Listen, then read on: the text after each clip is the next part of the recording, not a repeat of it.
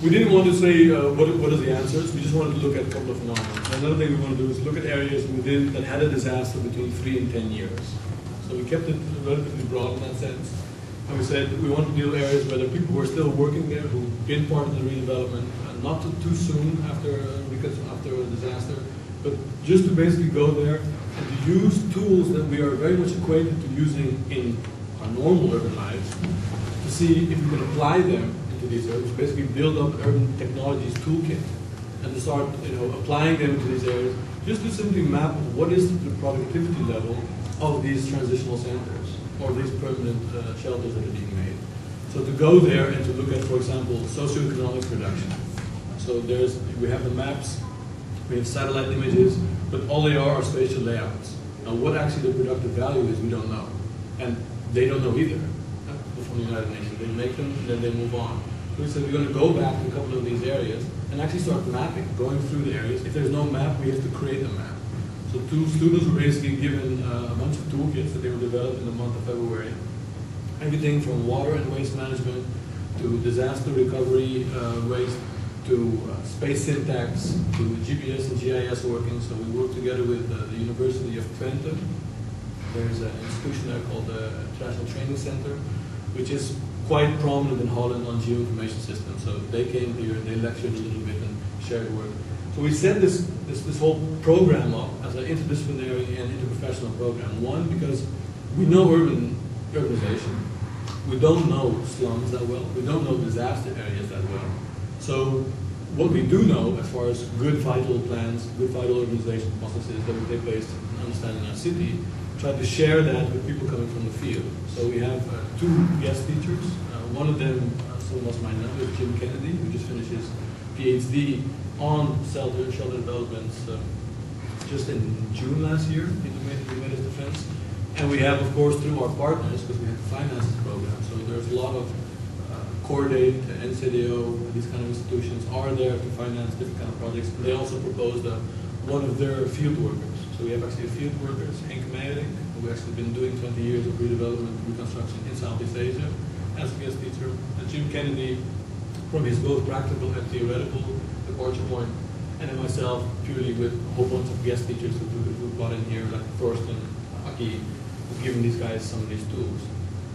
So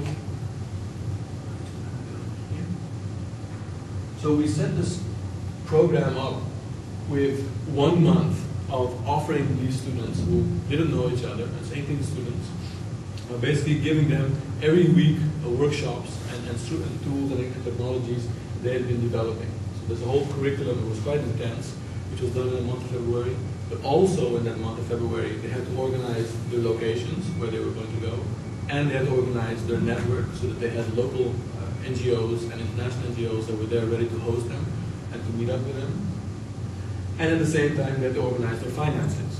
So it was a very intense month of February where they really had to work on group dynamics, building up toolkits, preparing themselves, and organizing a project plan for their entire 3-month period. That was maybe another good thing to mention. 7-8 months ago when we started to prepare this and we were talking to different organizations, we went to Brussels, once again went to the United Nations group. They said, when we mentioned that we were going to be doing post-disaster research, first of all, they were really interested because we use the word post. And it has to do with the fact that 95% of all research on disasters up to now is done on pre-disaster, disaster preparedness. So trying to find out where areas you should stay away from. Very little focus on the post-disaster phase. That was a nice insight. Secondly, they said, okay, so how long are your students going to be there? They said for a year, right? I said, no, it's not possible for a year. I said 6 months. I said, well, it's also not possible 6 months. So we had to negotiate, we said 3 months. They said, okay, anything less than 3 months is not a serious research. Because they have to be there, they have to be in areas which are very difficult, they have to get in contact with local NGOs, get acquainted with areas that they're basically studying.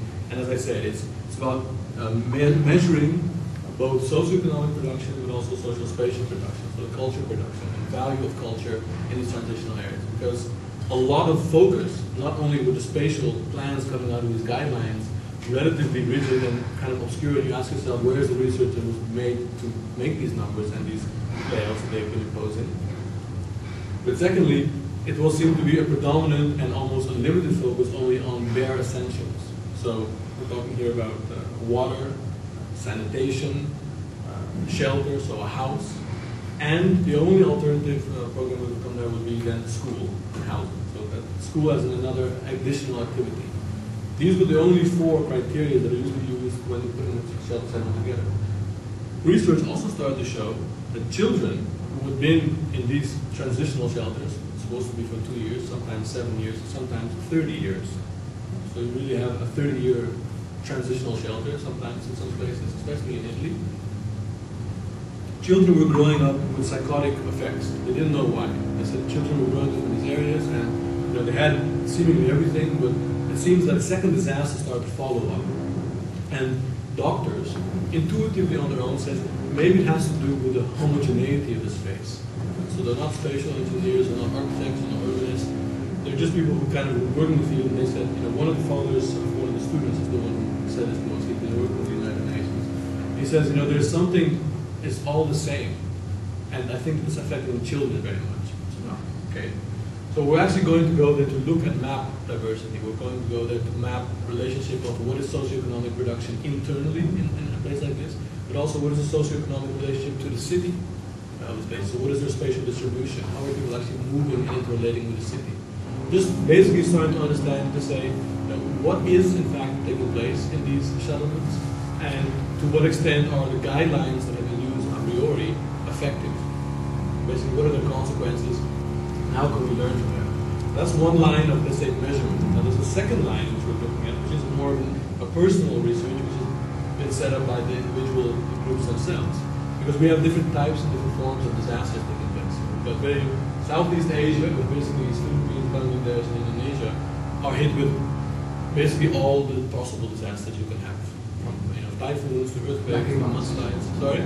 They're the lucky ones. They're the lucky ones. I mean, and on a daily basis, on a weekly basis, on a monthly basis, some areas have just like a 3-month cycle where everyone knows, okay, the houses are going to be flooded, they start moving out of the city. So you have very repetitive ones, and you have very strong ones which are taking place, for example, in Venezuela, landslides that come and basically tear an entire city into, or basically deprive. So you have all these, El Salvador is dealing with typhoons. So each area also starts, and this is the research which wasn't quite available that they could have before, and really is the kind of research they're doing on site, is asking what is the effect of a disaster, repetitive or singular or different magnitude of a different type, for the urbanization processes that are taking place. Now, some of the insights that we already start seeing, and this is a little bit on speculation, Jim has mentioned this on his own research that he found, but we really see it back now from some of the stories that the students are producing, is that when indeed there is a disaster, it becomes a strong development possibility. So in other words, when there's a transitional shelter imposed, that people from the entire rural area know that there's foreign aid taking place. So instead of what you normally see on a cycle, that after a disaster, there's a large drop in population, either because people passed away or people move out of an area, that drop takes place. But within 2 or 3 days, the population of the city almost doubles at certain times, in certain areas, because the amount of influx of people from the rural areas all coming to the city because they know there's going to be free food, they know there's going to be multiple houses, they know. So it becomes an economic opportunity because basically 8 people giving away these shelterments. And then it becomes impossible for them to measure who's who. Who's the disaster, who's the victim, who's not, who's a poor disaster victim, who has had a very big mansion, because sometimes they lose administration, they lose the house, sometimes they even lose the land. If you look at the tsunami, some pieces of land don't exist anymore. But the paper who it belongs to also doesn't exist anymore. So you get fantastic complex stories that are taking place behind all of the physical fabric that we see taking, the transformation that we see taking place. So it's really, this research, or this 3-month phase that the students are there, is on the one hand, let's say, testing assumptions that we've been working with for the last 40 years, and on the other hand, exploration. So exploring, what are the phenomena that are taking place, what are the complexities that are taking place. And we're doing this basically through an online setup. So they've had 1 month of preparation here, and now they're all on these different areas.